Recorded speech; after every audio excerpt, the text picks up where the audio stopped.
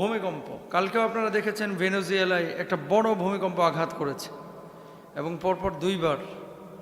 এখন পর্যন্ত লক্ষ লক্ষ মানুষ বিল্ডিংয়ের নিচে পড়ে আছে, জীবন্ত মানুষ, মানে বিল্ডিং যে ধসে পড়েছে বিল্ডিংয়ের নিচে পড়ে আছে।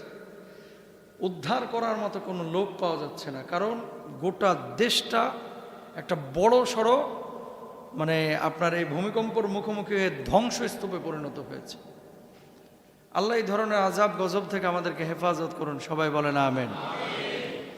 তো একটা সূরা আল্লাহ দিয়েছেন, যে সূরাটার নাম হচ্ছে ভূমিকম্প। মাঝে মাঝে ভাবি, দুনিয়ার এই 7 মাত্রা 8 মাত্রা 9 মাত্রার ভূমিকম্পে যদি লক্ষ লক্ষ মানুষের এরকম প্রাণহানি ঘটে, মহাভূমিকম্প কিয়ামতের ময়দানে যেদিন হবে, আল্লাহ যে কিয়ামতের সূচনাতেই আমাদেরকে দেখাবেন সেই দিনের ভূমিকম্পের ভয়াবহতা কতটা মারাত্মক হবে। জোরে বলেন আল্লাহু আকবার। এটা আপনি থিঙ্কিং করতে পারবেন না, কল্পনা করতে পারবেন না। এটা আমি পারবো না, আপনি পারবেন না, এটা সম্ভব না। বিল্ডিংগুলো যখন একটা কাঁপুনি দেয়, কলিজার পানি কিন্তু শুকায় যায়। বিশেষ করে যারা বড় বিল্ডিংয়ে থাকেন, টিন সেটওয়ালাদের ভয় কম, যে পড়লে টিনডাইতে পড়বে, আর যাই হোক মরতাম না। চাচা, এত নিশ্চিন্তে থাকার কারণ নাই।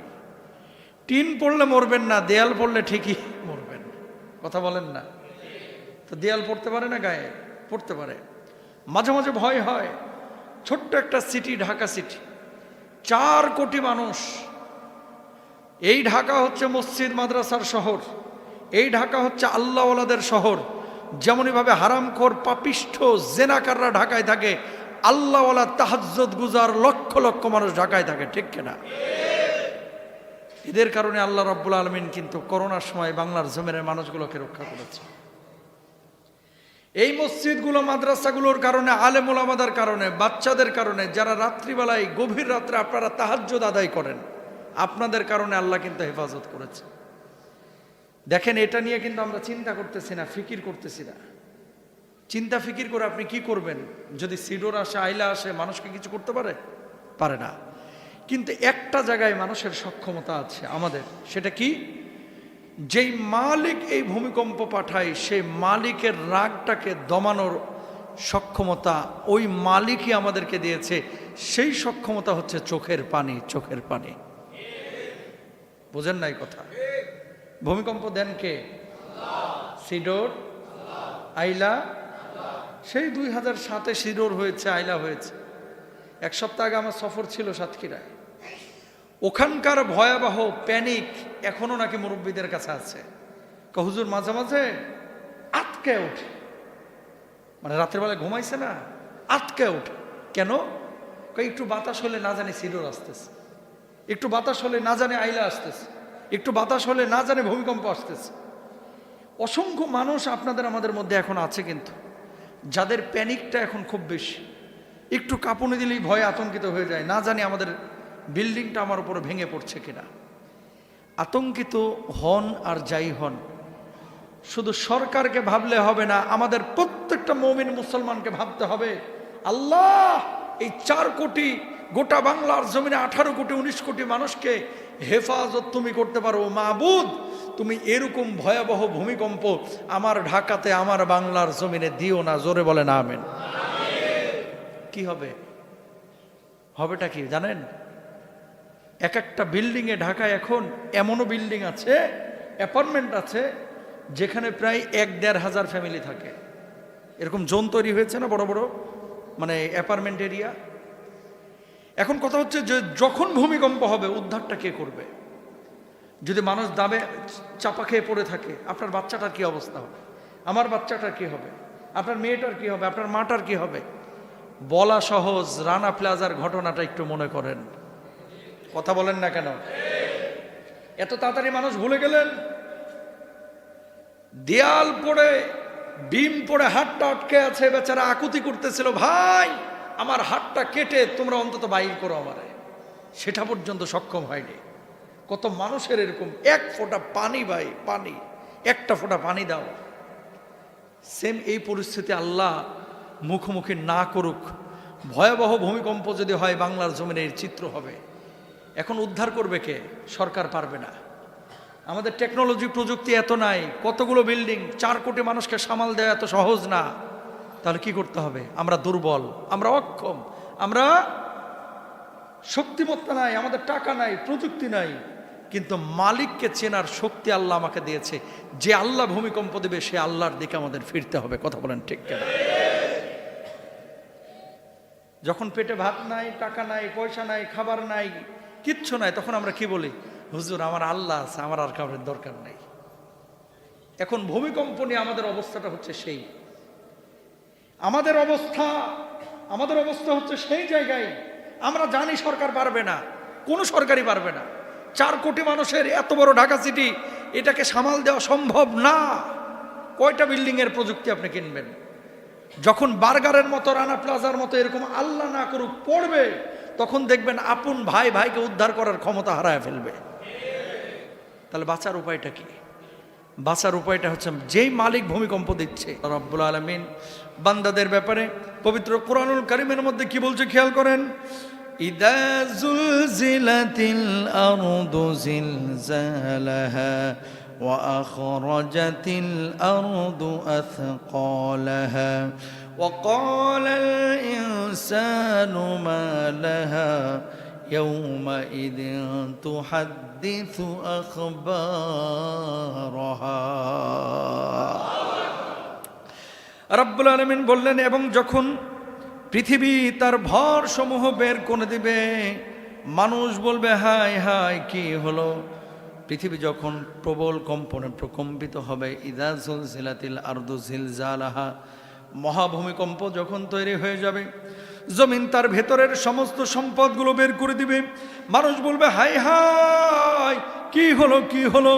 ইয়াউমাইদিন তুহাদ্দিসু আখবারাহা, সেদিন সমস্ত মাটিগুলো আপনার আমার ব্যাপারে সাক্ষী দেবে, আল্লাহর সামনে দাঁড়িয়ে যাবে। জোরে বলেন আল্লাহু আকবার। ও কলিজার টুকরা ভাইরা আমার, দুনিয়ার জিন্দগির 1-2টা ঝাঁকুনি যদি আমাদের কলিজার পানি শুকায় ফেলে, কিয়ামতের ময়দানে যে ভূমিকম্পটা হবে, যেই ভূমিকম্প 7 মাত্রার 8 মাত্রার 10 মাত্রার না, ওই ভূমিকম্প অনবরত পৃথিবীটা কাঁপতে থাকবে আর জমিনগুলো মড়মড় মড়মড় করে ফাটতে থাকবে। জোরে বলেন আল্লাহু আকবার। জমিনগুলো ফাটতে থাকবে ফাটতে থাকবে, এই জমিনের একটা অংশ আর একটা অংশের থেকে আলাদা হয়ে যাবে, বড় বড় খাদ তৈরি হবে, গভীরতা তৈরি হয়ে যাবে। আর জমিনের নিচে সোনার যে খনি আছে, গ্যাসের যে খনি আছে, কয়লার খনি আছে, লোহার খনি আছে, আল্লাহ রব্বুল আলামিন এই জমিনের উপরে সেই খনিগুলোকে তুলে দিবেন। জোরে বলেন সুবহানাল্লাহ। বুঝছেন? সোনা এটা মানুষ বানায় না, আল্লাহ। সোনা আসে কোত্থেকে? আর মাটির নিচ থেকে। কোথা থেকে? জোরে বলেন কোথা থেকে? পৃথিবীর সবচেয়ে বেশি স্বর্ণ মধ্যপ্রাচ্যের চাইতেও বেশি আফ্রিকায়। কোথায়? আফ্রিকায়। মক্কায় তো সোনার খনি আবিষ্কার হয়েছে। এই সোনার খনি থেকে সোনা তুলে ওরা যদি বেচা শুরু করে, আগামী কয়েকশো বছর বৈশা খাইতে পারবে। আল্লাহু আকবার বলেন। আল্লাহ নিয়ামত দেনও আবার ছিনাও নেন। কিয়ামতের আগে আফ্রিকায়, এই যে এখন দেখেন না, আলামত পাচ্ছেন না, গোটা স্বর্ণের বাজার। দুবাই একটা মার্কেট আছে, দেরা মার্কেট, এখানে সোনা বেচা হয় কেজি হিসাবে। কিসের ভরি? কি হিসাবে? কেজি। গোটা বিশ্বের স্বর্ণের যে চালান, যে বাণিজ্য, যে ক্রাইম, সবগুলো হয় সুইজারল্যান্ড আর এই দুবাইয়ের এই যে দেরা মার্কেট। সোনাগুলো তুলে কারা? গুগলে দেখেন, এগুলো শেখার আছে। সোনাগুলো তুলে হচ্ছে ওই ঘানার মানুষ, কারা তুলে? উগান্ডার মানুষ, কারা তুলে? তানজানিয়ার মানুষ, কারা তুলে? আফ্রিকার একেবারে নাঙ্গা ছেলে পেলে, যারা খাইতে পারে না, জামা কাপড় নাই, সারাদিন খালি গায়ে থাকে, গরুর ভুঁড়ি খায়, কাঁচা, দেখছেন না, কাঁচা মাছ খায়। মানে মানব সভ্যতার সাথে তাদের কোনো সম্পর্ক নাই। এই যে হুমরা সুমরা এই লিডাররা, মধ্যপ্রাচ্য বলেন, ইউরোপের বলেন, আমেরিকার বলেন, এরা ওদেরকে খাটায় খনি থেকে স্বর্ণ তোলার পরে এরা অবৈধ পথে ওই সোনাগুলো নিয়ে এসে কোথায় নিয়ে আসে? দুবাই নিয়ে আসে, সুইজারল্যান্ডে নিয়ে যায়। খেয়াল করেন, যে আবাদ করলো, যে তুললো, কত লক্ষ লক্ষ মানুষ, হাজার হাজার মানুষ কিন্তু এই খনিতে গিয়ে ঢুকার বাইরে হইতে পারে না, মারা যায়। কথা বুঝছেন? আমি একটা ডকুমেন্টারি দেখলাম, তো ওই যে চালনি দিয়ে, ছাকনা দিয়ে পানিতে আপনার ছেঁকে যদি 2 মুন মাটি, খনির মাটি যদি ছাকে, 1 গ্রাম 2 গ্রাম নাকি সোনা পাওয়া যায়। তাহলে কি পরিমাণ মেহনত করে। আর এই গোটা স্বর্ণ নিয়ে এসে বিশ্ব বাণিজ্য, বিশ্বকে লিড করতেছে দুবাই, সুইজারল্যান্ড, এরা মিডল ইস্টের, ওরা আফ্রিকা, এই পশ্চিমা বিশ্বের ওরা। কথা বলেন ঠিক কিনা? আমি কেন বললাম এই কথাটা? এই পৃথিবীর যে সোনার অধিকাংশ পার্টগুলো আমরা দেখি, এগুলো কিন্তু এশিয়ার দেশ থেকে যাচ্ছে না, বা আফ্রিকা থেকে আসতেছে, নাহলে মধ্যপ্রাচ্য থেকে আসছে। গোটা আফ্রিকার যে একটা দুর্ভিক্ষের অবস্থা, গরিবানা হালত, এটা কিন্তু থাকতো না যদি ওরা ভালো হইতো আর নিজেদের সম্পদ নিজেরা ধরে রাখতে পারতো। কথা বলেন ঠিক কিনা? আমার বাংলাদেশে যেমনইভাবে খাবার আছে, সম্পদ আছে, গ্যাস আছে, আমার বাংলাদেশে কয়লা আছে, আমাদের খনিজ সম্পদ যে পরিমাণ আল্লাহ দিয়েছে, যদি লিডাররা ভালো হইতো, আমরা যদি ভালো হইতাম, এই বাংলার জমিনও দুবাই, সৌদি আরব হইতে সময় লাগতো না। কথা বলেন ঠিক কিনা? আমরা ভালো না। কারা ভালো না? কথা বলেন না কেন? আর আমরা ভালো না। শুধু লিডারদের দোষ দিয়ে ভালো, মানে দোষ দিয়ে লাভ নাই। আমরা ভালো না। আপনি জানেন না যে ওটা যায় চুরি করবে, তো ওরা পাঠাইছেন কেন? কথা বলে না। আপনি জানেন না যে এই লোকটাকে দিলে, বুঝে আসে না যে ঋণ খেলাপি। পৃথিবীর বুকে 2টা আমল আছে যেটা অজামিনযোগ্য অপরাধ। খেয়াল করেন কয়টা? যেটা আল্লাহর নবী জানাজা পড়ে নাই, এই ঋণ খেলাপি কি করে নাই? জানাজা পড়ে নাই। আপনি খেয়াল করেন, ব্যাংক থেকে লোন নিয়েছেন, লোন নিয়ে আপনি পরিশোধ করতে পারেন নাই। একটা হচ্ছে পারেন নাই, আর আরেকটা হচ্ছে ইচ্ছে করে রাষ্ট্রীয় সম্পদ পাচার করে দিয়েছেন, এখন নিজে ব্যাংকে বলতেছেন আমি ফকির হয়ে গেছি। উদ্দেশ্য প্রণোদিতভাবে যদি জনগণের হক, মানুষের হক, ব্যাংকের হক, রাষ্ট্রের হক কেউ যদি মারে, ও যত বড় হাজি হোক, যত বড় বক্তা হোক, যত বড় খতিব হোক, এই যতগুলো মাফ করে, যেটা আল্লাহর হকের সাথে জড়িত। কার হকের সাথে? আল্লাহর হকের সাথে। যেমন আপনি নামাজ পড়েন না, আজকে জুমার নামাজ কোনো কারণে পড়েন নাই, এটা আমার সাথে আপনার দায়িত্ব না, জিম্মাদারি না, এটা আল্লাহ বুঝবে। এখন আল্লাহ যদি মাফ করে দেয় যে যা মাফ করে দিলাম, আপনি তওবা করছেন, কিচ্ছু ব্যাপার না, এটা আল্লাহ চাইলে মাফ করে দিতে পারেন। ভুলে মদ খেয়ে ফেলছেন, আল্লাহ চাইলে মাফ করতে পারেন। জেনা করে ফেলেছেন, আল্লাহ চাইলে মাফ করতে পারে। সুদ খেয়ে ফেলেছেন, আল্লাহ চাইলে মাফ করতে পারে। এগুলো কবিরা গুনাহ, কিন্তু কবিরা গুনাহ, কিন্তু আল্লাহ চাইলে মাফ করতে পারে। কিন্তু ওই আলম ভাইয়ের 20,000 মাইরে দিচ্ছেন, ওই জামাল ভাইয়ের 5,000 মাইরে দিচ্ছেন, আর এক দোকান থেকে বাকি খায় আপনি 10,000 মাইরে দিচ্ছেন, ব্যাংকে দেখাইছেন বিশাল বড় আমার বিল্ডিং, বিশাল বড় আমার সাভারে গার্মেন্টস, 2,000 কোটি টাকা লোন নিয়ে আস্তে করে চিপা চাপা দিয়ে সুইজারল্যান্ডে ভাগ্যে গেছেন। এখন ব্যাংক, গার্মেন্টসও নাই, মালিকও নাই, কেউই নাই, পালাইয়া গেছেন। খেয়াল করেন, পালাইয়া গিয়ে বদমাইশ আবার প্রতি বছর উমরাতেও যাচ্ছে, হজ্জেও যাচ্ছে। কথা কয় না। আপনি মনে করতেছেন ঋণ খেলাপি এরা কি হজ উমরা করে না? করে কি করে না? আল্লাহর কসম করে বলতেছে, আল্লাহর নবী সাহাবী রিদওয়ানুল্লাহি আজমাইন দাঁড়ানো একজন সাহাবীর লাশ নিয়ে আসা হয়েছে। ইয়া রাসূলুল্লাহ, এই সাহাবীর জানাজার নামাজ আপনি পড়ায় দেন। আল্লাহর নবী বললেন না, ওর জানাজার নামাজ আমি পড়াবো না। সাহাবীরা বললেন ইয়া রাসূলুল্লাহ, সে তো আপনার সাহাবী, কেন তার জানাজার নামাজ আপনি পড়াবেন না? আল্লাহর নবী জবাব দিলেন, ঋণ পরিশোধের তৌফিক ছিল, সক্ষমতা ছিল, সে করে নাই, এই জন্য আমি নবী তার জানাজার নামাজ পড়াবো না। জোরে বলেন আল্লাহু আকবার। তাহলে কিয়ামতের ময়দানে কি হবে? প্রিয় ভাইরা আমার, খেয়াল করেন, কিয়ামতের ময়দানে আল্লাহ রাব্বুল আলামিন এই মানুষগুলোকে, ঋণ খেলাপিদেরকে, হক যারা মারছে, ভাইয়ের সম্পদ যারা মেরে দিয়েছে, বোনের সম্পদ যারা মেরে দিয়েছে, আত্মীয় স্বজনের সম্পদ মারছে, বন্ধুর টাকা মেরে দিয়েছে, বিদেশ নিবে বলে দালালের খপ্পরে পড়েছিল, ওই দালাল টাকা মেরে খাইছে, কিয়ামতের ময়দানে আল্লাহ রাব্বুল আলামিন ওই দালালকে ধরবে, ওই লিডারকে ধরবে, ওই হুজুরকে ধরবে, ওই হক নষ্টকারী ব্যক্তিকে ধরবে। আমার বান্দার মুখের লোকমা কেড়ে খেয়ে নিয়েছিলি, তার হালের বলদ বিক্রি করা টাকা মেরে দিয়েছিলি, বাড়ির ভিটা বিক্রি করা মেরে দিয়েছিলি, ও বান্দা আজকে ওই পাওনাগুলো তারা মিটিয়ে দে। এবার ওই ব্যক্তি বলবে, আল্লাহ আজকে তো কোনো টাকা নাই, পয়সা নাই, আজকে ব্যাংক ব্যালেন্স নাই, চেক নাই, সোনা নাই, জমি নাই, আমি কোত্থেকে দেব গো মাহবুদ? কোনো উপায় নাই। আল্লাহ তুমি মাফ করে দাও, আমার মাফ করে দাও। আল্লাহ বলবে, বান্দারা আমি ততক্ষণ মাফ করতাম যদি আমার হকটারে তুই নষ্ট করতে, কিন্তু আমার বান্দার হক নষ্ট করেছিস। আমি আল্লাহ রাব্বুল আলামিন যদি মাফ করে দিই তাহলে ওই বান্দার উপরে জুলুম হবে। আমি আল্লাহ রাব্বুল আলামিন আমি কোনো বান্দার উপরে জুলুম করতে পারি না। জোরে বলেন আল্লাহু আকবার। এবার বলবে, মাবুদ বাঁচার উপায় কি? আল্লাহ বলবে, মালাকুল না জিবরিল আমিন এদিকে আস, ওর আমলের মধ্যে দেখো কতটা হজ আছে, কতটা উমরা আছে, কতটা নামাজ আছে, একটু খেয়াল করো। আল্লাহ নামাজ পড়ছে, বদমাশ হক মারছে কিন্তু নামাজ আবার ঠিক রাখছে। হক মারছে কিন্তু 3 বার বড় হজ করছে। হক মারছে এতিমখানা বানাইছে, হক মারছে বাপের নামে মসজিদও বানাইছে। আল্লাহ এখন কি করতাম? জিবরিল আমিনকে আল্লাহ রব্বুল আলামিন বলবে, ওই যে পাওনাদারদের পাওনাগুলো ওর সওয়াব কাইটা কাইটা এবার বুঝায়া দাও। এরপরে দেখা যাবে ওই ঋণগ্রস্ত ব্যক্তির, ঋণ খেলাফি ব্যক্তির আমল নামা যেখানে ছিল 10 কেজি এখন হয়ে যাবে 1.5 কেজি। ফেরেশতারা বলবে, আল্লাহ এই ব্যক্তির এখন কি করব?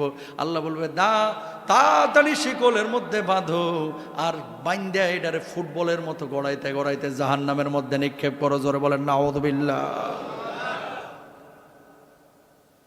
বুঝছেন? এই গুনাহ কিন্তু আল্লাহ মাফ করবে না, কিন্তু এই গুনাহ করতেছে কি করে না? কম না বেশি? এই বাংলাদেশের যত সমস্যা এই একটা কারণেই। কথা বলেন না কেন? সৎ তখন বোঝা যাবে যদি মাল রাখেন তার কাছে। এর আগে মানুষ চেনা যায় না। বুঝেন নাই কথা? 20,000 টাকা হাতে দিয়া বা 2 লাখ টাকা হাতে দিয়া বলেন যে ভাই 2 দিন রাখেন, আমি পরে এসে নিয়ে যাব, বা 2 মাস আপনার কাছে রাখেন, লোক চিনার উপায় আছে। 5,000 টাকা রাখেন যে ভাই 3 দিন পরে নিয়ে যাব। যদি যেমনে দিয়ে গেছেন, যেই নোট দিয়ে গেছেন সেটাই ফিরে দেয়, জানবেন লোকটা সৎ মানুষ। আর যদি দেখেন দিয়ে গেছেন কচকচ্ছে 5,000, 5টা নোট একেবারে করকুড়া, 3 দিন পরে আসতেছেন লিয়াসরা 5,000 দিতেছে, তার মানে জানবেন ওই 5,000 কিন্তু খরচ করছে। কথা বুঝেন নাই? হক নষ্ট করার গুনাহ আল্লাহ ক্ষমা করবে না, যত বড় হাজি হোক। তাহলে এখন বলেন, সমাজের মধ্যে এমন মানুষ যারা চিন্তা করছে হক মেরেছে কি হয়েছে, একটা বড় মসজিদ বানায় দেব, এতিমখানা বানায় দেব, একটা বিশাল কওমি মাদ্রাসা বানায় দেব, 7,000 পোলাপান পড়বে। ওইদিকে জমি চুরি করে, আরেক দিকে মসজিদ বানায়। ও জমি চুরি করতেছে আর মসজিদ দিয়ে মূলত জমিদারে ঠেকা দিতেছে। কথা কয় না? আছে না বাংলাদেশে? রাস্তা দখল করার, সরকারি জমি দখল করার প্রথম থিওরি হচ্ছে এখানে একটা ছোট্ট করে মসজিদ বানায় দেবে ঠাগে। কথা বুঝেন নাই? আজকে যদি ওমর থাকতো রাদিয়াল্লাহু আনহু, এই সমস্ত বদমাশ যারা মসজিদগুলোকে এভাবে জমি দখল করার জন্য বানায়, নেতৃত্ব দেওয়ার জন্য বানায়, এগুলোর কল্লা উড়াইয়া দিত। কথা বলেন ঠিক কেনা? সরকারি জায়গা দখল করে মসজিদ বানাইতে আপনারা বলছে কেনা? কোথায় পাইছেন এগুলো ভণ্ডামি? কোথায় পেয়েছেন? সরকারি জায়গা দখল করে মসজিদ বানানো জায়েজ নাই। কথা বুঝতে পেরেছেন? আরেকজনের জমি বেচবে না, জোর করে আপনি বেচাইতেছেন। কেন বেচবি না? আর ওখানে দেখা যাচ্ছে 1 বিঘা জায়গা দখল করে আপনি একটা মসজিদ বানায় দিচ্ছেন। না, অবৈধ জায়গায়, অক্ষকৃত জায়গা ছাড়া মসজিদ এভাবে বানানো যায় না। তবে হ্যাঁ, আপনি নামাজ পড়তেছেন, জায়েজ আছে। বুঝেন নাই? নামাজের রক্ত হয়ে গেছে, জায়গা পাচ্ছেন না, আপনি এক জায়গায় যায় নামাজ বিছিয়ে নামাজ পড়ে নিলেন। গোটা জমিনটাই আল্লাহ রাব্বুল আলামিন মসজিদ বানাইছে, কিন্তু জমি দখল করে এইভাবে মসজিদ বানানো জায়েজ নাই। গ্রামগঞ্জে যখনই দেখবেন যে একটা হাটে মাঠে, খেয়াল করেন, এই কথা কিন্তু কোনো হুজুর আলোচনা করে না, এগুলো আলোচনা দরকার। এখানে একটা মাছের বাজার হচ্ছে, দেখবেন চিপা দিয়ে একটা আগে মসজিদ বানাই, তারপর মসজিদের পাশ দিয়ে ছোট ছোট মার্কেট বানানো শুরু করে। কথা বুঝছেন? ফ্রেম কিন্তু মসজিদ। যদি মাকসাদ এরকমই হয়ে থাকে যে এটারে বানায়া তারপরে আস্তে আস্তে শুরু করলাম, হারাম। আর যদি এমনটা হয়ে থাকে যে আমাদের নামাজের জায়গা নাই, আমরা নামাজ পড়তেছি, সরকার উঠতে বললে উঠে যাব, যার জমি সে উঠতে বললে উঠে যাবে। আল্লাহর জমিন আল্লাহ বানিয়েছেন, এই জমিনের মালিক আল্লাহ। আপনি নিজে একটা জায়গা কিনা মসজিদ বানাইতে পারেন না? 50 জন, 20 জন, 30 জন মিলে। আপনি মনে করছেন বাজারের ব্যবসায়ীরা যদি নিয়ত করে যে আমরা একটা মসজিদ বানাবো, তাদের জন্য 1-2 এর ব্যাপার, কিন্তু না, ওই দখল করা মসজিদই নামাজ পড়বে। এরকম বহু মানুষ আছে। এই ইন্টেনশন চেঞ্জ করতে হবে ইনশাল্লাহ। বলেন, এই জমিনটার মালিক যিনি, সে আল্লাহ যেভাবে বলেছে সেভাবেই আমাদের চলতে হবে। বুঝেন? ধরেন বাপের সম্পত্তিতে বোনের হক ছিল 2 কাঠা জায়গা, আপনার কথার কথা এখানে 1 বিঘার মধ্যে 2 কাঠা বন পাইছে। আপনি বনকে ভুলভাল বুঝাইয়া দিলেন না, বা তেরামি করলেন, ঘাওরামি করলেন। আপনি মনে করেন না যে যাক পার পেয়ে গেলাম, এটা কিন্তু আপনাকে দেওয়া লাগবেই, হয় এই জন্মে, না হলে কোন জন্মে? ওই জন্মে। তো ওই জন্মে দিবেন কোত্থেকে? এই যে আজকে জুমার নামাজে আসছেন, এই জুমার নামাজের সওয়াব কাটে আল্লাহ ওরে দিবে। আপনি হজ করেছেন, হজ্জের সওয়াব কাটে ওরে দিবে। আপনি রোজা রাখছেন, রোজার সওয়াব কাটে ওরে দিবে, যতক্ষণ পরিশোধ না হচ্ছে। তো দিতে দিতে দেখা যাবে আপনারই আমলের অবস্থা হচ্ছে 150 টাকা। আবার কাইটা কুইটা দিলে আপনার থাকেটা কি? পাল্লা ছাড়া কিছু নাই। কথা কন না কেন? আছে না নাই? আছে। কথাগুলো শক্ত হলো বাস্তব। কার জন্য সম্পদ খাচ্ছেন? আপনি যে সম্পদটা রেখে যাচ্ছেন, ধরেন বোনের সম্পদ দিলেন না, বারাক ভাইয়ের সম্পদ দিলেন না, কালকে তো মারা যাবেন। আপনার এই সম্পদ খাবে আপনার ছেলে পেলে, ওরা খাবে এখানে হাঁস, আপনি খাবেন কবরে বাঁশ। ঠিক না? তো আর একজনের বাস আমি খামুকা, এইটা তো পাগলও বুঝে না? তাহলে যার হক তার কাছে বুঝিয়ে দিতে হবে, এটা হচ্ছে ইসলাম। এটা কি ইসলাম? এই গুনার কিন্তু মাফ নাই। আবারও বলি, জেনা, মদ, গাঁজা, হ্যাঁ, যত পাপ আছে, সুদ, ঘুষ, আল্লাহ চাইলে মাফ করে দিতে পারেন, কিন্তু বান্দার হক মারছে, আল্লাহ ভাই এটা মাফ করবে না। এখানে পাওয়ার আছে, রিক্সা ভাড়া 20 টাকা, ওখানে যে রিক্সাওয়ালাকে ভাড়াই দিলেন না। বাসওয়ালারা বলে, আমার চেনস, আমি কে? আমি ভাবি বিশ্ববিদ্যালয়ের সাধারণ সম্পাদক। এই যে হেডম, এগুলো দেখানো যাবে না। আপনি মানুষ, এটা মাথায় রাখতে হবে। এখনকার মানুষ কেন যেন আমরা এরকম আত্মহমিকা, অহংকার, দাম্ভিকতা, এগুলো আমাদেরকে পেয়ে বসেছে। মাঝে মাঝে গরিবদের সাথে মিশবেন। দেখেন না আমি কি করি? আমি এখানে সেনা হুজুরের মতো চলি, মাহফিলে গেলে ঠিক আছে, আমি যখন শিক্ষকতা করি ঠিক আছে, আমি যখন জুমার খুতবা দিই আমি আমার গেটার সেট আপ নিয়ে আসি, কিন্তু যখন আমি চ্যারিটির কাজ করি আমি কিন্তু বস্তা মাথায় নিতে পারি। তো আমি যদি এখন চিন্তা করতাম, আরে লন্ডনের আরামের জিন্দেগি রেখে আমি ওই ঘামওয়ালার সাথে কেন বস্তা বহাবো? আমি তো বস্তাটা বহন করতেছি আমার আখেরাতের পুঁজির জন্য। আল্লাহু আকবার। বুঝেন না এই কথা? মনে হয় কি বলেছি। আলহামদুলিল্লাহ, আপনাদের দোয়ায় রাহমানি ফাউন্ডেশন আমি সরকারি নিবন্ধন পেয়েছি, আলহামদুলিল্লাহ বলেন। রাহমানি ফাউন্ডেশনের চেয়ারম্যান এটা আমি নিজেই। এতদিন কাজ হয়েছে মানে নিজের থেকে, আর এখন গভর্নমেন্ট স্বীকৃত নিবন্ধন আমি পেয়েছি। আমার টার্গেট আগামী 2 বছর অন্তত 5 লক্ষ বেকারের কর্মসংস্থান তৈরি করা, ইনশাল্লাহ বলেন। অলরেডি প্রায় 200-250 মানুষ হয়ে গেছে, আলহামদুলিল্লাহ বলেন। যারা কিচ্ছু করতো না তাদের আমি উদ্যোগ নিয়ে আলহামদুলিল্লাহ কর্মসংস্থান তৈরি করে দিচ্ছি। একটা ফান্ড দিচ্ছি যে তুমি এটা নিয়ে কিছু করো। আমি নিজে প্রোডাক্ট কিনে দিই, ঢাকায় ডাকে নিয়ে আসি। আতর সুরমা বেচতে পারে, দুধ ডিম বিক্রি করতে পারে, কাপড় বেচতে পারে, সেলাই মেশিনের কাজ করে। আমি ঢাকায় নিয়ে যাই, নিয়ে যাওয়ার পরে আমি নিজে গিয়ে ওর বস্তা মাথায় তুলে নিই, আমি তার সেলাই মেশিন মাথায় নিয়ে নিই, আমি তার দুধ ডিম মাথায় নিয়ে নিই। আমি দেখি না ওখানে কে এসেছে, আমি ওখানে হুজুর, আমি রাহমানি না মুস্তাফিজ, এগুলো আমি দেখি না। নিজেকে জাহির করার জন্য বলতেছি না। এই ট্যাবুটা ভাঙেন। আমিত্ব বলতে কোনো কিছু নাই। আমি তোমার মতোই মানুষ, পার্থক্য একটাই, আল্লাহ তোমাকে ওখানে রেখেছে, আমাকে এখানে রেখেছে। কথা বলেন না কেন? এগুলো খেয়াল রাখতে হবে। কোনো আমিত্ব, অহংকার এগুলো রাখা যাবে না। সাধারণ মানুষের সাথে মিশেন, কারণ ওই রিক্সাওয়ালাটা মারা যাওয়ার পরে তার শরীরটা যেমন পোকায় খাবে, ঠিক আপনার আমার শরীরটা ওই পোকাতেই খাবে। ওর পেটের মধ্যে যেমন ময়লা আছে, ওই আমার পেটের মধ্যে সেই ময়লায় আছে। এত হ্যাডাম দেখেন কেন? হ্যাডামের কিচ্ছু নাই। আপনি মানুষ, সেও মানুষ। মানুষকে এইভাবে আপন করে নেন, আল্লাহ আপনার থেকে খেদমত নেবে। আমার দুঃখ লাগে অনেক আলেম ওলামাকেও এই ভূত চাপে বসছে। বুঝেন নাই কথা? সব সময় আতর সুরমা লাগায়, একবারে কোট টোট লাগায়, আহা, হুজুরের কাছে যাওয়াই যায় না, ভিড়াই যায় না। কেন এরকম হবে? কেন? আমার নবী কখনো কখনো উটে চড়েছেন, কখনো কখনো আবার উট নিজেও টেনেছেন। সুবহানাল্লাহ বলেন। আমার নবী সমাজে যেমন বিচার কার্য পরিচালনা করেছেন, আমার নবী কিন্তু বোঝাও বহন করে দিয়েছেন। আমার নবী যেমন নেতৃত্ব দিয়েছেন, মসজিদে ইমামতি করেছেন, আমার নবী সমাজে গিয়ে খেটে খাওয়া মানুষ, ঘর্মাক্ত মানুষ, একবার শ্রমিক শ্রেণীর মানুষের সাথে মিশে গেছেন। কোনো অহংকার তাকাব্বুরি ছিল না। আমার উমরকে দেখে যখন সফরে গিয়েছেন, রাষ্ট্রীয় সফরে, নতুন দেশে ঢুকলেন, ঢোকার পরে ওই দেশের রাষ্ট্রনায়করা তাকায় রয়েছেন যে কোথায় উমর, মানে কি এমন আচরণ, এমন চালচলন, যে উমরের গেট আপ সেট আপ দেখে বুঝার কায়দাই নাই যে এটা উমর নাকি উমরের খাদেম। তো উমরকে জিজ্ঞেস করছে, এই উমর কোথায়? রাষ্ট্রনায়ক, অর্ধজাহানের রাষ্ট্রনায়ক উমরটা কোথায়? তো উমর রাদিয়াল্লাহু তাআলা আনহু মুচকে হাসতেছেন যে উমরকে জিগায় উমর কোথায়, তার মানে উমর ঠিক জায়গাতে আছে। উমর হ্যাডম দেখায় নাই, উমর সাধারণ মানুষের সাথে মিশে গেছে। আমরা যতদিন পর্যন্ত আপনাদের মতো সাধারণ মানুষের সাথে মিশতে না পারবো, কাঁধে কাঁধ মিলিয়ে কাজ করতে না পারবো, যতদিন পর্যন্ত এই মার দেওয়া পাঞ্জাবির ভাঁজ ভাঙতে না পারবো, ততদিন পর্যন্ত দিনের বৃহৎ কাজ আল্লাহ তাআলা আমাদের থেকে নিবেন না। দুনিয়া কি শুধুই মসজিদ মাদ্রাসা? কথা বলেন না, বুঝেন নাই? এখন কোনো হুজুর বা আলেম আমরা যদি মনে করি যে মসজিদটাই গোটা দুনিয়া, ওর ইমামতি করার যোগ্যতাই নাই। কথা বলেন না কেন? কোন হুজুর যদি মনে করে মাদ্রাসাটাই হচ্ছে গোটা পৃথিবী, ও হুজুর হওয়ার যোগ্যতা নাই। আপনাকে ভাবতে হবে রিকশাওয়ালা নিয়ে, আপনাকে ভাবতে হবে উম্মাকে নিয়ে। ওয়ান উম্মা কনসেপ্ট, আমরা এক নবীর উম্মত, আমাদের আল্লাহ এক, আমাদের কোরআন এক, আমাদের নবী এক। সুতরাং আলেম ওলামা চতুর্মুখী কাজ করবে, তারা সমাজের মানুষের সাথে এভাবে মিশে যাবে। আল্লাহু আকবার। এই দরদ যতদিন পর্যন্ত আমাদের লিডারদের, আমাদের আলেমদের ছিল, ততদিন পর্যন্ত আল্লাহ তাআলা দ্বীনের বিজয় দিছে।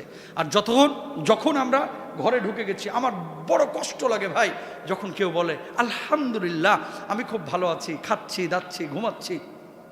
ভাই শুধু খাওয়া দাওয়া ঘুমানো এটার জন্য আল্লাহ আপনারা পাঠান নাই।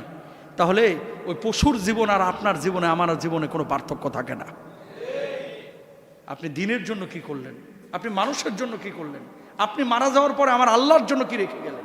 বলতেছে, খুব বুঝে শুনে বলতেছে। আপনি মনে করেন না এমনি এমনি রহমান সাহেব লন্ডন ছেড়ে চলে এসেছে, এটা কিন্তু মোটেও মনে করেন না। কেন এসেছি? চাকচিক্যর জীবন কেন ছাড়লাম? আমার আল্লাহকে পাওয়ার জন্য। যে এটা জীবন না যে আমি খাচ্ছি, দাচ্ছি, ঘুমাচ্ছি, এরপরে মরে যাব, এটা জীবন না ভাই, এটা জীবন না।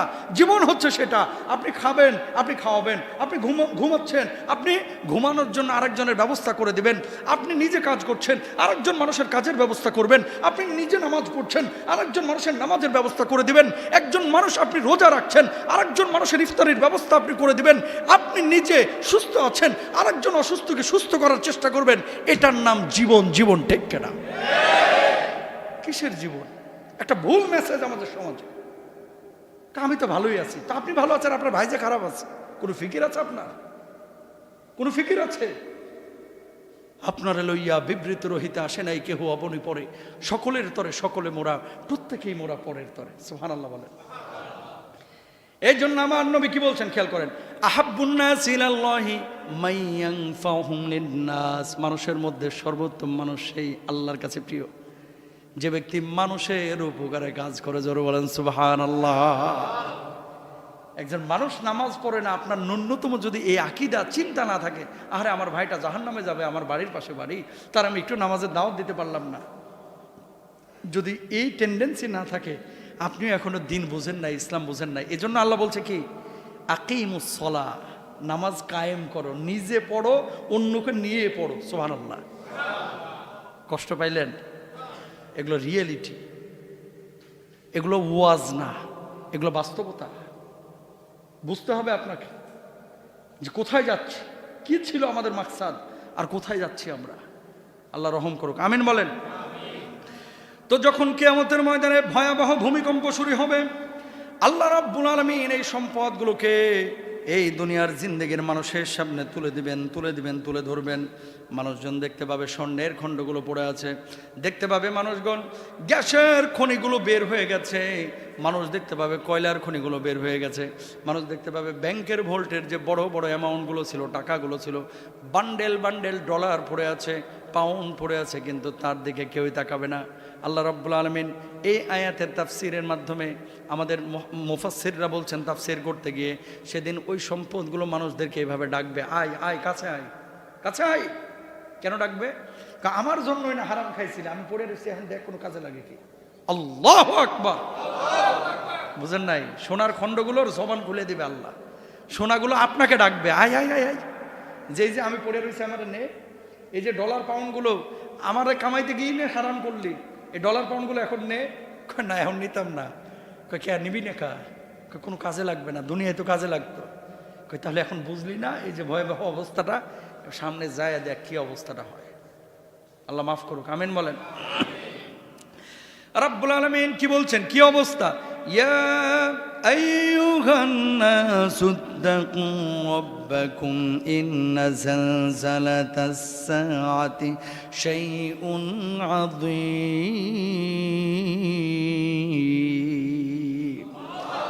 হে মানুষ, ভয় করো তোমাদের প্রতিপালককে, কিয়ামতের প্রকম্পন এক ভয়ঙ্কর ব্যাপার।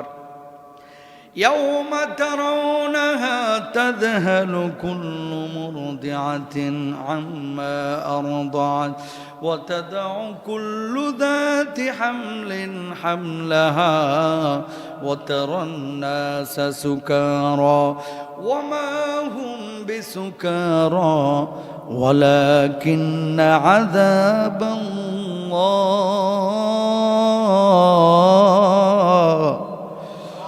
ولكن عذاب الله شديد।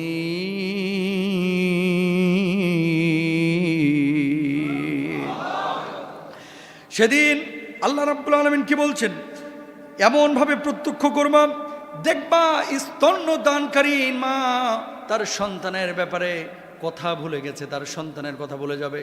কোন মা যদি পেটের মধ্যে বাচ্চা ধারণ করত, ওই মা সন্তান গর্ভপাত করে ফেলবে, নিজ দিয়ে সন্তান বের হয়ে যাবে, সে টেরও পাবে না। আর দুনিয়ার একজন মানুষ আর একজনের দিকে তাকাইবে, দেখবে সমস্ত মানুষগুলো পাগলের মতো ঘোরাঘুরি করছে, বিকারগ্রস্তর মতো ঘোরাঘুরি করছে, কেউ কারো কোনো উপকারে আসবে না। আল্লাহ রাব্বুল আলামিন সেদিন মানুষের জন্য আল্লাহর শাস্তি কঠিন করে উপস্থাপন করবেন।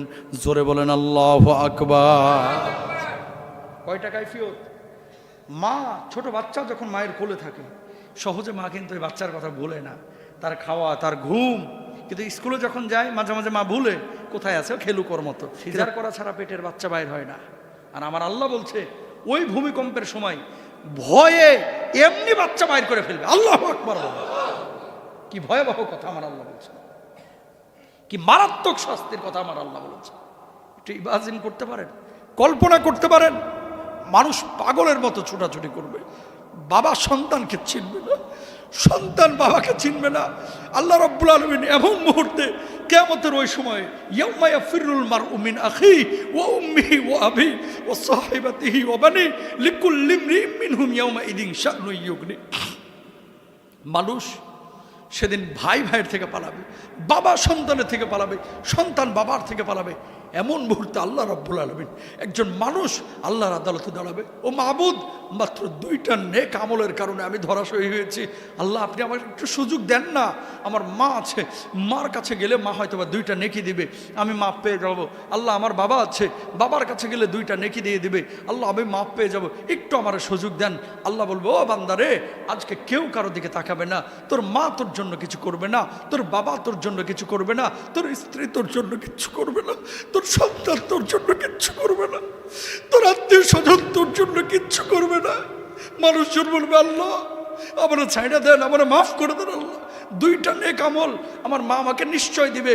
আল্লাহ রাব্বুল আলামিন ওই কিয়ামতের ময়দানে যখন মানুষ পাগলের মতো ছোটাছুটি করবে, একবার আইয়ুব নবীর কাছে যাবে, আর একবার আদম নবীর কাছে যাবে, ইব্রাহিম নবীর কাছে যাবে। ও ইব্রাহিম নবী আলাইহিস সালাতু ওয়াস সালাম, আমরা আর সহ্য করতে পারছি না, আল্লাহর কাছে একটু বলেন না, হয় জাহান্নামে দিয়ে দেখ অথবা জান্নাতে দিয়ে দেখ। আল্লাহ রাব্বুল আলামিনকে বলেন না। কোন নবী সেদিন আল্লাহর সামনে দাঁড়ানোর সাহস পাবে না। আমার নবী সিজদা অবনত অবস্থায় থাকবে সেই পুলসিরাতের কিনারায়। আমার নবীকে আল্লাহ বলবে, ও হাবিব, আপনি মাথাটা উঁচু করেন, মাথাটা উঠান। আল্লাহর নবীর কাছে সাহাবীরা, আল্লাহর নবীর কাছে গোটা উম্মতে মুহাম্মাদি যখন গিয়ে বলবে, ইয়া রাসূলুল্লাহ, আর সহ্য হচ্ছে না, মাথার মগজগুলো টকবক টকবক করে ফুটতেছে, জমিনটা তামা তামা হয়ে গেছে, শরীরের রক্তগুলো শুকিয়ে গেছে, ঘামের মধ্যে হাবুডুবু খাচ্ছি, ওগো নবীজি আল্লাহর কাছে একটু বলেন না। আমার নবী আল্লাহকে বলবে, আল্লাহ আমার উম্মতকে তুমি মাফ করে দাও, মাফ করে দাও। আমার আল্লাহ তখন ঘোষণা করবে, ইয়া রাসূলুল্লাহ, ওগো নবীজি, ওগো আমার হাবিব, দুনিয়া অনেক কষ্ট করেছেন, আপনার উম্মতের যাদেরকে পছন্দ হয় তাদেরকে আপনি বের করে নিয়ে যে দল সহকারে জান্নাতে নিয়ে চলে যান। সেদিন সেই মুহূর্ত হবে। কিন্তু মা, এই সন্তান মায়ের কাছে যাবে দৌড়ায়, নবীজির শাফায়াতের আগে মায়ের কাছে যাবে, মা 2টা নেক আমলের কারণে আমি ধরাশয়ী হয়ে গেছি। এমন অনেক ঘটনা ঘটবে কিয়ামতের মধ্যে। মা সেদিন জবাব দেবে সন্তানকে, এই সন্তান, দুনিয়ার জিন্দেগিতে 20টা বছর না রান্না করে খাওয়াইলাম, জীবনটার বাজি রেখে তোরে দুনিয়ার মুখ দেখাইলাম, সারা জীবনের সব শখ আহ্লাদ তোর জন্য বিসর্জন দিলাম, আজকে 2টা নেক আমল চাচ্ছিস রে বাজান। আমি নিজেই বিপদে আছি যে আমার কি হয়, আমি মা তোমারে 2টা নেকি দিতে পারবো না। আল্লাহ আকবার। কি হবে সেদিন উপায়? সেদিনের উপায়টা কি হবে? একটু থিঙ্কিং করেন। বহুত ব্যস্ত আপনারা, বহুত ব্যস্ত আমরা, এত ব্যস্ত নামাজটা পড়ার সময় পায় না, এত ব্যস্ত হালাল জীবনযাপনের চেষ্টা করি না, এত ব্যস্ত মানুষকে আঘাত করে কথা বলাটা ছাড়ি না, এত ব্যস্ত। এই ব্যস্ততা একদিন শেষ হয়ে যাবে, শেষ হয়ে যাবে। গত এই 8 বছরে 1 বছর ছাড়া এই কাতারেরই তো মনে হয় দেখলাম 10-15 জন মারা গেল। এই কাতারের কথা বলেন না কেন? এই যে এই কাতারে বসত, গত 8 বছরে এই কাতারেরই মনে হয় 10-15 জন মারা গেল, এই দুই কাতার মিলে। আমার তো এখনো ভাসে যে এখানে বসতো চেয়ার নিয়ে, চোখে ভাসে কত চাচা নিয়মিত মুসল্লি ছিল, চলে গেল। একদিন তো আপনিও আমি অতীত হয়ে যাব। একটু কল্পনা করেন তো, যে চাচারা চলে গেছে, উনি চলে যাওয়ার পরে ওনার বাড়িঘর কি ধ্বংস হয়ে গেছে? একটু জোরে বলেন, ধ্বংস হয়ে গেছে? উনি চলে যাওয়ার পরে ওনার বাল বাচ্চা আহাল পরিবার সব কি মারা গেছে? উনি চলে যাওয়ার পরে এই গোটা আশুলিয়া জামগড়া এটা কি ধ্বংস হয়েছে? পৃথিবী কিন্তু সব কাজ আপন গতিতেই চলছে, মাঝখানে শুধু মুরব্বি নাই। দুনিয়া কিন্তু দুনিয়ার গতিতেই চলছে। আপনিও চলে যাবেন, আমিও চলে যাব, সব কিছু তার আপন গতিতেই চলবে। 3 দিন 4 দিন 5 দিন আপনাকে মানুষ মনে রাখবে, এরপরে কিন্তু ভাই কেউ আপনাকে আর মনে রাখবে না, কেউ না। অহংকার কেন করব বলেন? কেন? এই মানুষগুলো আজকে কবরে শুয়ে আছে, কথা বলেন না? আল্লাহু আকবার। এটাই তো দুনিয়া। জীবন পরিবর্তন করার জন্য 1000টা ওয়াজ দরকার নাই, কিছু জিনিস একটু কলিজায় সেভ করে নিয়ে যায়। মোবাইলে তো অনেক কিছু সেভ আছে, আমি যে কথাগুলো বলি একটু কলিজায় সেভ করে নিয়ে যান। আমি অত বড় আলেম না, জ্ঞানী গুণী না, কিন্তু কথাগুলো ভিতর থেকেই বলি। আমি চাই আমার মুসল্লিরা যেন আমরা একসাথে জান্নাতে যাইতে পারি, ইনশাল্লাহ বলেন। আল্লাহ যেন আমাদেরকে একসাথে জান্নাতে কবুল করেন, বলেন আমিন। তো নামাজটা পড়া দরকার আছে না? ইনশাল্লাহ পড়বেন তো সবাই নামাজ? হালাল খাবেন তো সবাই? সবাই খাবেন? দেখি সাহস আছে কার, হাতটা তুলেন দেখি। লিল্লাহে তাকবীর, তাকবীর। আল্লাহ কবুল করুন। আল্লাহ যারা হাত তুলছে সবগুলোর আপনি হজ করান, আমিন বলেন। আল্লাহ বারবার কাবায় যাওয়ার তৌফিক দান করেন। আল্লাহ হালাল জীবনযাপনের তৌফিক দান করেন। আল্লাহ এদের আহাল পরিবারের বারাকা দান করেন, বিপদ আপদ থেকে হেফাজত করেন। আল্লাহ শান্তির জীবন দান করেন। ছেলে মেয়েদেরকে বড় নেককার মুত্তাকি পরেজগার বানায় দেন। এর চেয়ে বড় দোয়া আছে আর নাই। তাহলে কি করতে হবে? যেই সম্পদের জন্য ছুটছি এই সম্পদ আমাকে ডাকবে, কিন্তু সেদিন কোনো অনুভূতি থাকবে না। সেদিন কি বলবে মানুষ? ওয়াকালাল ইনসানু মা লাহা। একজন আরেকজনের চোখের দিকে তাকাইবার বলবে, ভাইরে ভাই কি হইল, এইসব কি হচ্ছে? ভূমিকম্প হইল, ভূমিকম্প হওয়ার পরে নিচ থেকে সব সম্পদ আকাশে উপরে উঠে গেল। আজকে কেউ সোনার দিকে তাকাচ্ছে না, কেউ ডলারের দিকে, কেউ পাউন্ডের দিকে তাকাচ্ছে না। কি হলো? ক্বালাল ইনসানু মা লাহা ইয়াউমাইযিন তুহাদ্দিসু আখবারাহা বিআন্না রাব্বাকা আওহালাহা। আল্লাহ রাব্বুল আলামিন মানুষগুলোকে যখন একত্রিত করবেন, মানুষজন বলবে, আল্লাহ মাবুদ গর তো সহ্য হচ্ছে না, হয় জাহান্নামে দিয়ে দেন অথবা জান্নাতে দিয়ে দেন। জিবরিল আমিনকে আল্লাহ রাব্বুল আলামিন ডাক দিবেন, তোমার টিম নিয়ে আসো, ওর আমল নামাগুলো বের করো, তার আমল নামা তার সামনে হাজির করো। আল্লাহ রাব্বুল আলামিন যখন বান্দার সামনে আমল নামাগুলো পেশ করবেন, বান্দার প্রথম কথা তখন এমন হবে, ও মাবুদ এই কাজটা আমি জীবনেও করি নাই, এটা ভুল লেখছে। নাউজুবিল্লাহ বলেন। প্রথম কথা কি? আমি জীবনেও করি নাই। আমি এ কাজ করতে পারি? আমি এ কাজ করতে পারি না, ও ভুল লেখছে। এবার আল্লাহ বলবে, কি ফেরেশতারা তোমরা কি ভুল টুল লেখছো নাকি? আল্লাহ ডকুমেন্ট কিন্তু খাড়া আছে। কি? যেই জায়গায় দ্বারা আকামটা করছে ওই জায়গার মাটি লইতেছে, মাটি নিয়ে গেছে। কোথাকার মাটি? ফ্যান্টাসি কিংডমের, ওয়াটার কিংডমের মাটি। কথা বুঝেন নাই? পানির ভিতরে কোন সিপাই ঢুকছিল এই সেদিন পানিও সাক্ষী দিবে। যুবকদেরকে বলতেছে, গোসল করতে গিয়া কোন সিপাই ঢুকছো ওই সিপাও সেদিন সাক্ষী দিবে। কোন জায়গায় দাঁড়ায় ফেন্সিডিল খাইছো ওই মাটি সাক্ষী দিবে। মাটি এবার হাজির। ফেরেশতারা বলবে, এই মাটি তুই না ফ্যান্টাসির মাটি? কয় হা। জামগড়ার মাটি না তুই? কয় হা। তুই সাক্ষী দে, ও কি তোর ওপর দাঁড়ায় কাজ করছে না? কয় আল্লাহ আমার ওপরেই দাঁড়ায় করছে যখন ফ্লাইওভারে কাজ চলতেছিল। কথা বুঝেন না? একেবারে ওইভাবেই যে অবস্থায় দাঁড়ায় ওই কাজটা করছে, আকাম কুকাম করছে, ঠিক ওই জায়গার মাটি সেদিন জবান আল্লাহ খুলে দেবে। কার কিছু লাগবে? আল্লাহ ভিডিও আছে। কি ভিডিও? হ্যাঁ, তার হাত সেদিন সাক্ষী দেবে, জবান সাক্ষী দেবে, একবারে প্রতিচ্ছবি তার সামনে চলে আসবে। মোবাইলে যদি এত কিছু সেভ রাখা যায়, হ্যাঁ, আল্লাহর কাছে কি সেভ আছে আপনি বুঝতেছেন না? বুঝবেন সেদিন, যেদিন বুঝে কোনো লাভ হইব না। কথা কন না কেন? তাহলে এখনই বুঝতে হবে।